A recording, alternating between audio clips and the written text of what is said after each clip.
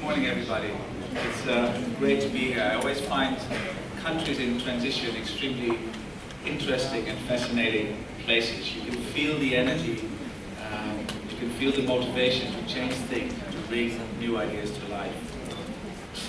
There's an optimism that things are going to be better tomorrow and even better the day after. I've seen it in Eastern Europe after the Berlin Wall came down, in Tunisia after the Arab Spring, and you can see and feel it here in Myanmar as well. And I've seen it in Indonesia when Suharto retired, not fully voluntarily. I was in Indonesia at that time, in 1998. I was living in Bandung, and it started as a small student protest. In a couple of weeks became a nationwide protest of citizens demanding change. It was a protest against corruption, collusion, nepotism, and it toppled the president in those couple of weeks. It started a process of reform. And if you have time these days, talk to your colleagues from Indonesia, because they will tell you that the reform process is a very hard one, but it's also a very rewarding one. The rest, in a way, is history. I mean, yes, some of these powerful names that were in power in 1998 are still in power in Indonesia. At the same time, it's a different country. It's a reform country where there's more media freedom, where there's more information available, where there's a very strong anti-corruption committee that puts some of these powerful names behind bars. There's much more civic space. There's much more access to information on all the topics that citizens actually care about, and that's a fundamental change. Is Indonesia there? Definitely not, but it's way ahead from where it was in 1998. The Open Government Partnership is what we're here for the coming days. And I'll have plenty of time today and later tomorrow also to tell you about how it works, how it's supposed to work, what makes it difficult for civil society and also for governments to do this. What's interesting about your country is that your commitment very early on, your government very early on made a commitment to join the Open Government Partnership. So from that perspective, you can say that the political will to join OGP is there. And that's a very important part of what you need to make this work. But then you have international partners like the US and the UK. You have multilateral partners like the Asia Development Bank and the OECD that are ready to work with you. You have international civil society, like we've here today, organizations like the International Budget Partnership, the Center for Law and Democracy, that are willing to work with countries to make this work. So your second very important prerequisite you also have. You have the political will and you have the support from a lot of actors to make this work with you.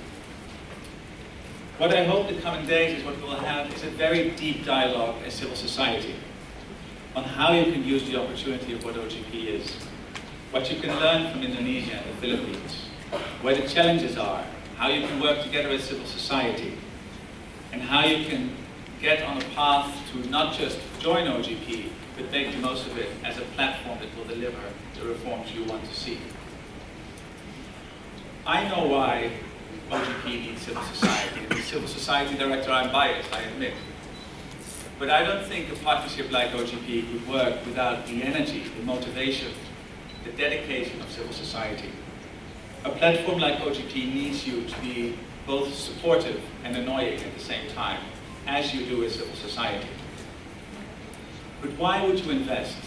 What makes OGP worth investing for civil society?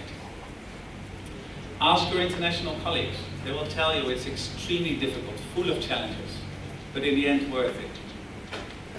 They will tell you that what OGP gives you is a guaranteed seat at the table of policy making, which is something civil society in many countries have fought for decades. It will tell you it's not just empty words, but concrete, ambitious commitments. And it will tell you that these concrete, ambitious commitments will be independently checked from the outside. So delivery is much more guaranteed. OGP is a young initiative. It grew from 8 to 65 members in just 3 years. Getting it right, both the process and actually the actual commitments, is extremely difficult. But if you ask civil society, and we did last year, they say they're much more positive than a year before about the added value of a process like OGP gives them. They'll also tell you that, they told us, that it helped working so closely with government to build cooperation and trust, and that goes back to the partnership idea that the ambassador was just talking about. I can tell you, for example, that Brazil and Sierra Leone passed an access to information law to become eligible for OGP. That Malawi and Tunisia opened up budget information to do the same. That Peru and Hungary introduced commitments to make their public procurement processes much more open. And that countries like the US and Colombia have joined the ITI like Myanmar has done. The assessment of the first 43 action plans, the first 43 plans that countries submitted to OGP, which had 980 single commitments, single reforms on open government, tell us that a big chunk of those, about 30%, were delivered within a year's time frame. Now you can be critical and say 30% is not enough, but for a government delivering 30% of what it promised within a year, I think is actually in many countries a very big achievement. And 25% of these commitments are not empty commitments like you sometimes hear. The research that looked into them said they are potentially transformative commitments on the area of open government. Change is not easy, but I think with OGP we have a potential very strong ally, advocacy tool in the hands of civil society to push for real things and to get things delivered. So what does it make reality? And let me here say something about what I think we need on the government side, but also what we need on civil society side, because the challenge is for both. Government, you need to take OGP serious. You need to invest resources and time. This thing won't work if government doesn't really mean it. So you need champions inside government that invest their political will in making it happen. But they also need to empower the civil servants in taking the space in making this happen. You have reformers in every part of society. You have them in government, in civil society, in business, in media. And what OGP tries to do is connect them. So government needs to take time, resources, empower the people in government, and take civil society serious. Civil society, on the other hand, should not act like it's the junior partner in OGP. It's not. It's an equal partnership. But an equal partnership comes with responsibilities, which means as civil society you have to be strategic, you have to be organized, you have to be smart about what you ask for. You can better ask for 5 really important things than a wish list of 150. You have to be organized amongst each other and not lose your momentum and energy trying to coordinate as a group. You need to coordinate as a group, to do it quickly and efficiently, and then move to have dialogue with the government. You need different types of civil society. You need the ones on the inside, the pragmatic talkers that can work with government, and you need the outsiders that pressure government in doing a bit extra. We need both. In the end, OGP is about a fundamental change in the relationship between citizens and government. Within OGP, government and civil society start talking to each other, start exploring each other's worlds, each other's interests and language. That takes time. Trying to understand the other side takes time and effort. But that's the only way you can get to a true partnership. And although there are many challenges to conquer, if you ask me, I think the glass is half full.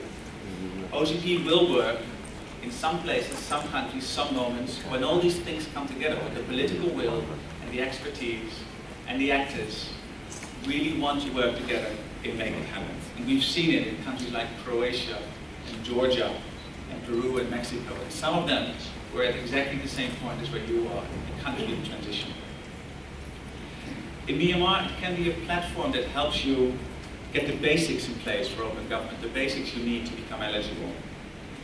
But it can also be a platform that helps you from now on tackle issues you're grappling with, whether it's land grabbing or gender inequality or media freedom or any of these topics that you feel you have to address around open government. OGP is not prescriptive about what you should do. It's facilitative. It's a platform you can use. Personally, I'm keen to learn in the coming days from what's happening here, how you are doing it, how you are shaping your own future. This country is slowly opening up with new laws and new freedoms. Understanding how we as OGP can support that is one thing I hope to have at the end of these 2 days. Be inspired by your stories and your ideas, your energy. The Indonesian spring of 1998 for me shows that concepts like transparency and accountability and participation are not highbrow intellectual concepts. They're things that actually resonate with citizens. The past 15 years in Indonesia shows how difficult it is to make that change sustainable, but also how much is possible when reformers work together. Thank you.